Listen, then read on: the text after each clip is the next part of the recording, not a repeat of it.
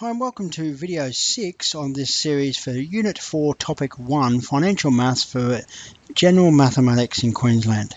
And in this video we're going to look at investing compound interest loans. I'll split this up into two parts, so we'll have video 6 and we'll have video 7. In this part we're going to look at a case of comparing simple and compound interest, and then we're going to look at a case of comparing compound interest, always with the viewpoint of 1, using Excel spreadsheets and tables, and 2, looking at how things look graphically. So let's go through the simple interest first. So we've got a situation where Cameron, I've said, invests $2,000 at a rate of 5% per annum. So it's a fairly simple situation. And in this case, I'm going to look at it as a recurrence relation again. Remember, in the table, the interest rate is equal to P times I times N. We want to find the yearly interest, so we let N equal 1. 2,000 times 0.05 times 1, which is $100 per year. So we're earning $100 per year. In a table where I've got the blanks represented by purple lines, my interest is always $100.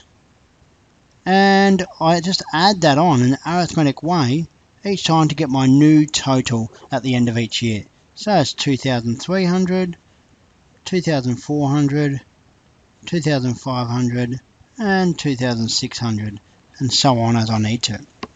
Graphically, this will look like this diagram down here. It starts at 2,000, add 100 every year. So at year 0, it's 2,000. Note here I've got a missing scale, so just got to be careful I'm representative the fact that I've got data missing. Doesn't look like I've got nothing at the start of my cycle here. I'm adding 100 each year, so my scale is set nice and neatly. And at the moment it's all the way up to 6, but I could see that this gives me a license to predict into the future. And so my diagram looks like this. There's my straight line off into whenever. So that represents A over time N in years, and I can make predictions based on that. It's a linear function.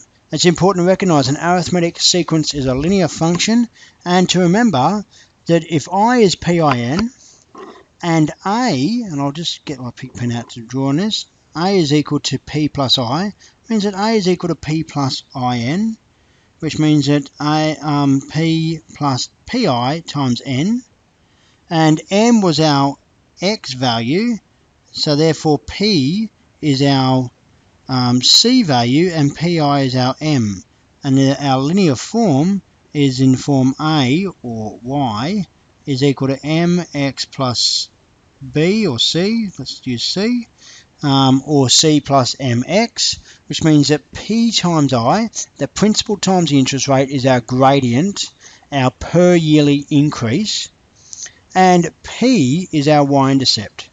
And I've asked you to consider these questions. The shape of the graph. So you've got to ask yourself, do you understand why that's linear? Why simple interest is linear? And it's because we're adding a regular amount each year. Discuss the key features, the slope and the y-intercept. The y-intercept is what we started with. That makes sense. And the slope is the gradient, which is how much we're adding per year. In this case, it's the gradient is 100. I go along 1, I go up 100. My scale doesn't really suit that, but that makes sense in the context because we're earning $100 per year. And the recurrence relation and the nth term form we can see here as well. The recurrence relation is we get the next term, say term 3, by the previous term, term 2 plus 100. And the Tn form is actually Tn equals 100 times by N plus 2,000, which is quite similar to this. Our Tn form will be our linear form as well. So that's a simple interest. Let's have a look at this in terms of compound interest now. If Cameron invests $2,000 at a rate of 5% per annum compounded yearly, we can do a table for this as well. The amount is equal to P times 1 plus I to the power of N. So remember we worked out earlier that 1 plus I is our constant multiplier or common ratio. So 1 plus 0.5 is our multiplier, and P is 2,000, and each year we're just multiplying by 1.05 again, which is good, it's above 1, so there's growth here. So 2,000 times 1.05 is 2,100, and 2,100 times 1.05 is equal to 2,205, my apologies, and I times that by 1.05, I've got my calculator trick going on now. So this is 1.05, 1.05, 1.05, 1.05, and this is 231, oops, that's the 3, 2315.25, and then 24, no, I've written 44, 2413, and it should be 31. I'm reading off a calculator screen at the same time, quite poorly. 0.01, and then 2552.56, and then 2680.19. So there's my totals building up. And of course our recurrence relation here is that an plus 1 is equal to an times 1.05, and our Tn form is that term n equals our original amount, which is term 0, times by 1.05 to the power of n. There's our two forms. Let's have a look at this graphically though. Graphically, we start with 2000 again, and then we go to 2100, and then we go to 2205, and it's not going to really stand out here. 2315, unfortunately, 2431, which is there, 2552, and 2680.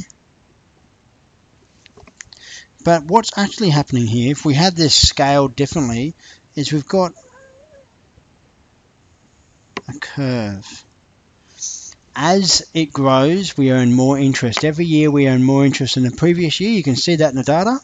And so we've got this exponential growth. And you may or may not have talked about exponential growth before, but you've heard the word. Exponential growth means that the growth is getting faster. And in this case, the growth is getting faster. Discuss the shape of the graph, which is what we've just done. The key features, the y-intercept is what we started with, and the growth is 1.05. It is the interest growth. It's 1 plus the interest. And consider the recurrence relation and the nth term form, which we've done there, and they're both geometric. R in this case is 1.05 and A is 2000. And there's that direct link there between what we're doing and what we get. So let's just finish off this video with an example. Cameron invests $2,000 at 5% per annum simple interest. Which one is best is the question. Now his simple interest got him up to 2,600. So once again we're going to find that 2,600 and his compound interest got him to 2,680.19.